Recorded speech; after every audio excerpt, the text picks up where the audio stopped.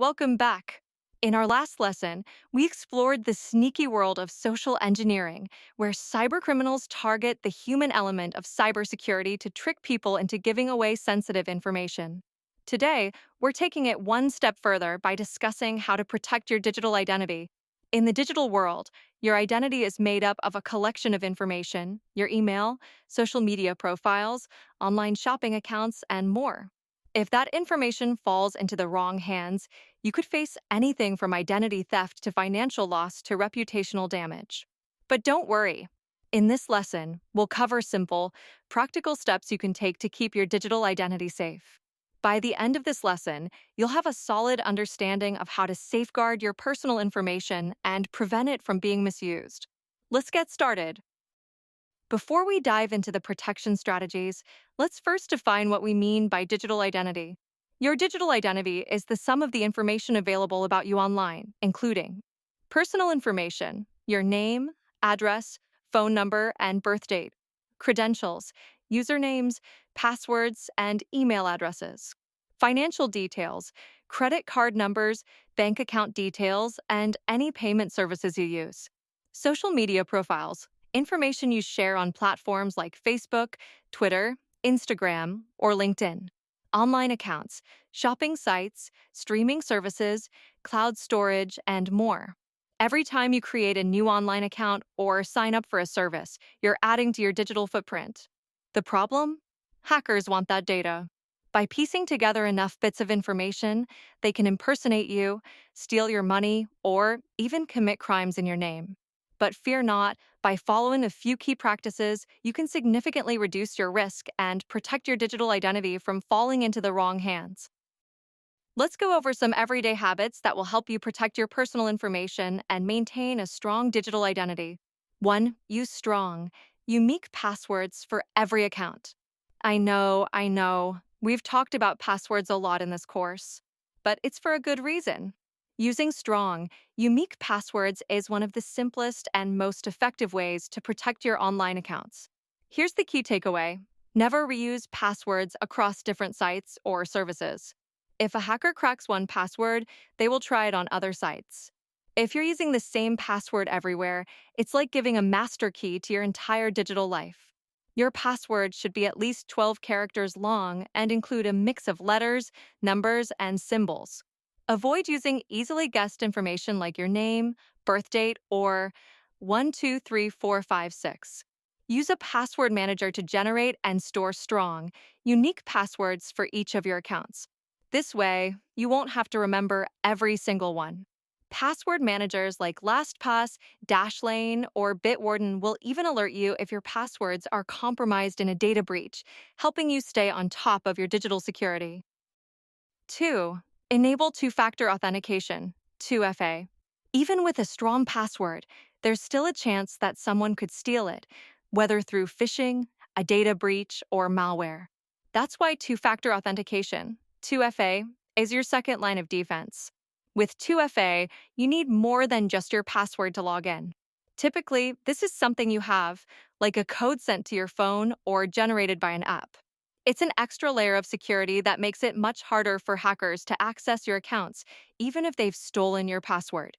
Set up 2FA on all important accounts, especially your email, banking, and social media accounts. Use an authenticator app like Google Authenticator, Authy, or Microsoft Authenticator, rather than relying solely on SMS codes. Apps are generally more secure because SMS can sometimes be intercepted. 3. Monitor your online accounts regularly. Another important habit to develop is monitoring your online accounts regularly. Even with strong passwords and 2FA in place, you should still check your accounts for any unusual activity. If a hacker manages to slip past your defenses, you want to catch it as early as possible. Look for unusual logins or changes to your accounts. Most services will send you an email if there's a login from an unfamiliar device or location. Review your bank and credit card statements regularly for any unauthorized transactions. The sooner you spot suspicious activity, the faster you can report it and limit the damage. Set up alerts for unusual activity on your accounts so you're notified immediately if something seems off. You can also use services like credit monitoring to get alerts when your financial information is being accessed or when new accounts are opened in your name.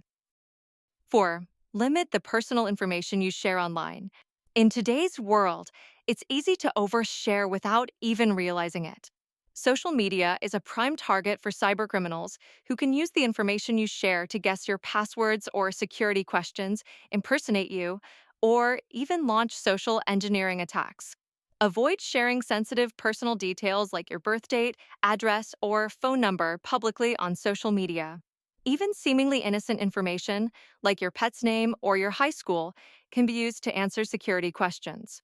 Review your privacy settings on social media platforms and adjust them so that only trusted friends can see your personal information.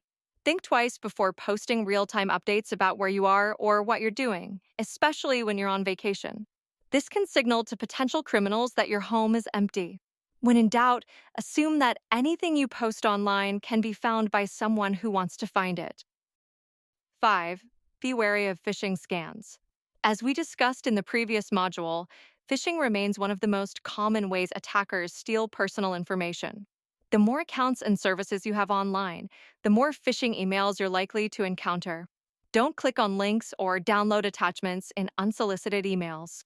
Even if the message looks legitimate, double-check by logging into the official website directly. Be extra cautious with emails that create a sense of urgency or fear, like, "Your account has been compromised, act now." These are common tactics used to get you to panic and click before thinking. Look out for spelling mistakes, odd URLs, or generic greetings like, "Dear user," in emails. These are common signs of phishing attempts. Trust your instincts. If something feels off about an email or message, it's better to err on the side of caution. 6. Lock down your mobile devices. Your smartphone is probably the most connected device you own, and it contains a treasure trove of personal information. If it gets lost or stolen, the consequences could be devastating unless you've taken steps to secure it.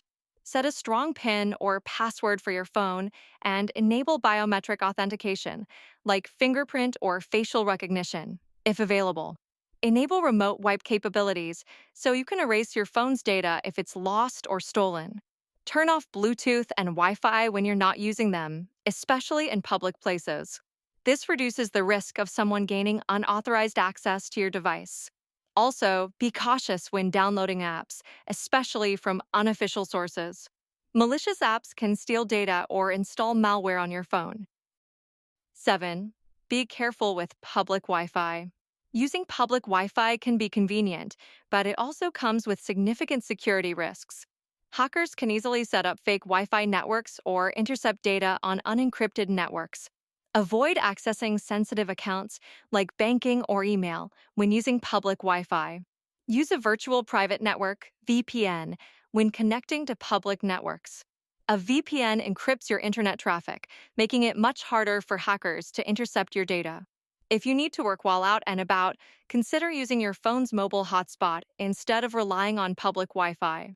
Remember, free Wi-Fi can come with hidden costs, namely your privacy and security.